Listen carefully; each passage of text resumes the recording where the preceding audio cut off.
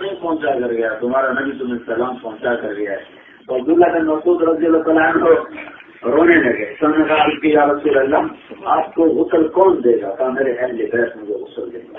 کہا یا رسول اللہ آپ کو غسل کون دے گا؟ کفن کون دے گا؟ کہا میرے اہل بیت مجھے کفن دے گا۔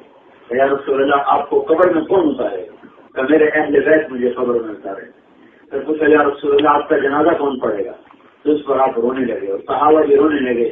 ہمارے نبی کا جنازہ ایسے نہیں ہوا جیسے ہمارے ہوتے ہیں، ایک امام پیچھے مقتدی، کیسے ہوا ابھی بتا رہا ہوں۔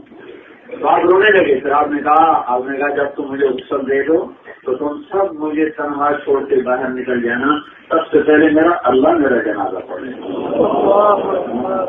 سب سے پہلے میرا اللہ میرا جنازہ پڑھے، سب سے پہلے میرا اللہ میرا جنازہ پڑھے۔